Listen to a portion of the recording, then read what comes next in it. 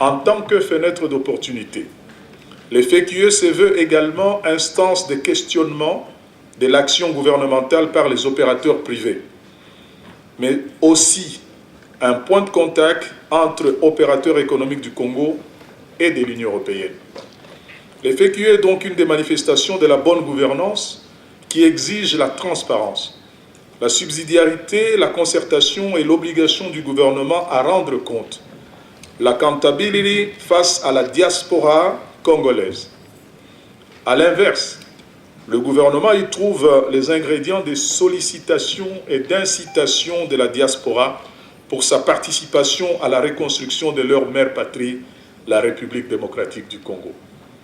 Cette troisième édition du FQE, à l'instar des précédentes, réunira des dirigeants d'entreprises, des intellectuels, des responsables politiques, des représentants des milieux universitaires et associatifs, les journalistes et j'en passe, pour débattre des problèmes économiques cruciaux de la République démocratique du Congo.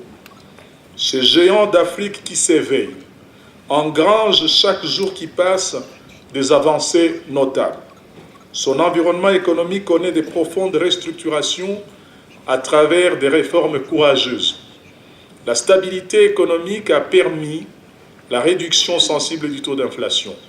On observe une politique budgétaire et monétaire tournée vers l'efficience.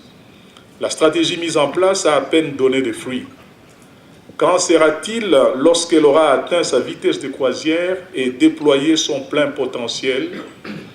Le moins qu'on puisse dire pour l'instant est que les différents mécanismes sont placés sur orbite pour qu'à l'avenir, des résultats positifs actuels s'améliorent davantage par la logique de l'effet de levier. Voilà, Monsieur le ministre, vous de représenter Monsieur le Premier ministre à ce forum. Finalement, qu'est-ce que vous attendez d'un tel forum dans l'Union européenne organisé par l'ambassade de la République démocratique du Congo? Vous savez, l'Union européenne, c'est un partenaire très important de la République démocratique du Congo en termes de volume des investissements et de volume d'échanges commerciaux. Et donc, ce que nous attendons de ce forum, c'est que nous puissions davantage sensibiliser les investisseurs européens, mais également nos frères de la diaspora, pour qu'ils puissent s'impliquer davantage dans les processus de reconstruction du pays. Et pour ce qui est de l'Union européenne, pour que justement des investisseurs européens puissent venir encore pour nous aider à reconstruire la République démocratique du Congo. Au niveau de la diaspora, tout justement, parce qu'ils vous entendent, finalement, qu'est-ce que vous leur dites? Parce qu'ils sont parfois très frileux par rapport aux initiatives qui viennent du pays. Et je ne sais pas si vous avez un message particulier justement pour les rassurer par rapport à votre invitation à ce développement pour tous en République démocratique du Congo. Le gouvernement de la République démocratique du Congo considère que la reconstruction du pays, c'est une affaire de tout le monde, de tous les fils et filles de ce pays. Nous pensons que la diaspora congolaise a une place importante dans ces processus de reconstruction du pays.